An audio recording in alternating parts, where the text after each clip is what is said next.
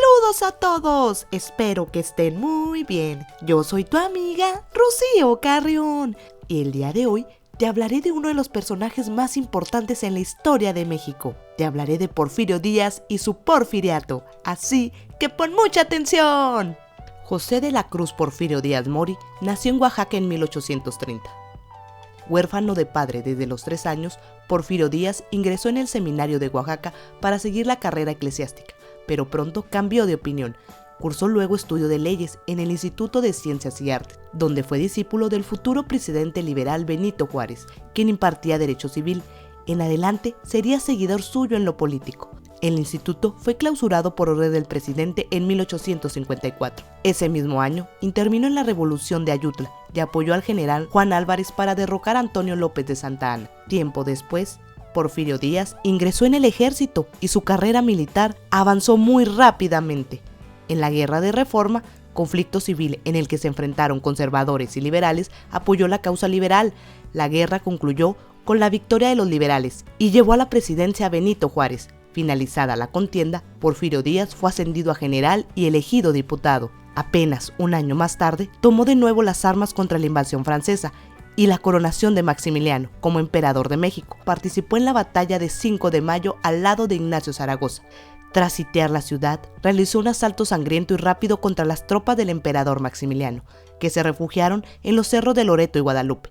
Sin perder tiempo, avanzó hacia la capital de la República y la tomó el 2 de abril de 1867, hecho que fue de gran trascendencia militar, pues adelantó la caída del imperio de Maximiliano y el triunfo de Benito Juárez. Con todo el reconocimiento, prestigio y popularidad ganados en esta última campaña, lo dejó en situación de optar a la presidencia, pero el Congreso prefirió a Benito Juárez en 1867 y lo reeligió en 1871. En noviembre del mismo año, Porfirio Díaz lanzó el llamado Plan de la Noria, en el que se pronunciaba contra el reeleccionismo y el poder personal y a favor de la Constitución de 1857. Este plan fracasó y Díaz tuvo que abandonar el país. Juárez falleció en 1872 y fue entonces cuando Porfirio Díaz decidió regresar a México. Tras la muerte de Juárez, la presidencia recayó en Sebastián Lerdo de Tejada.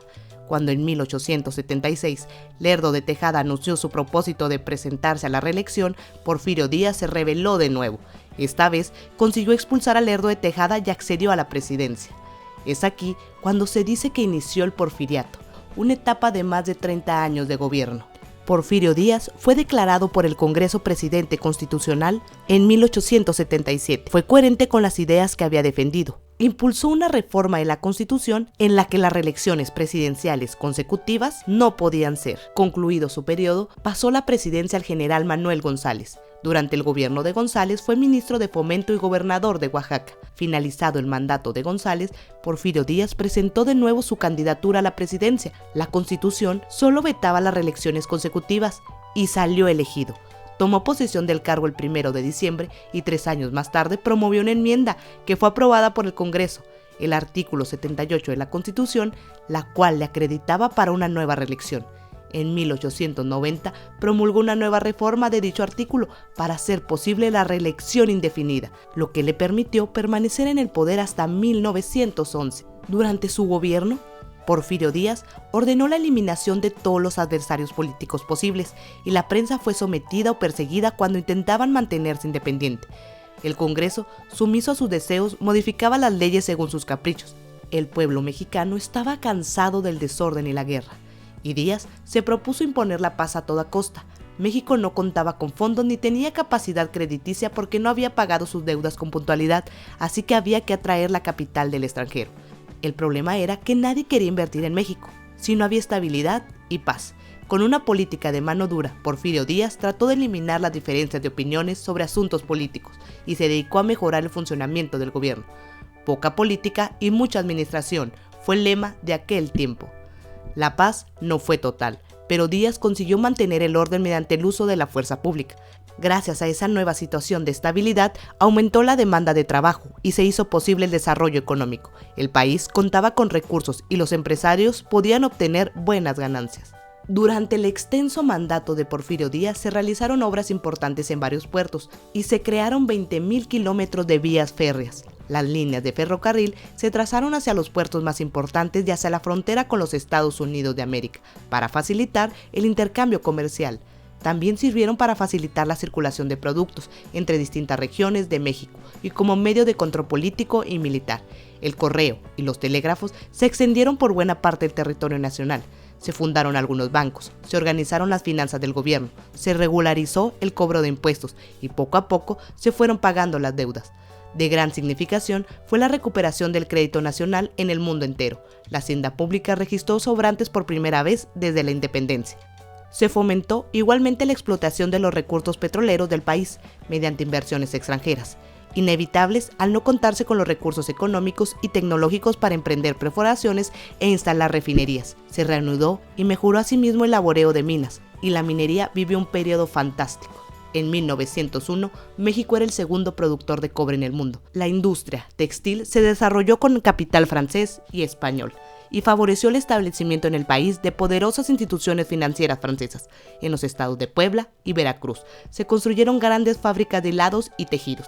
México tuvo un crecimiento económico nunca visto, pero como poca gente tenía dinero para invertir o podía conseguirlo prestado, el desarrollo solo favoreció a unos cuantos mexicanos y a los extranjeros.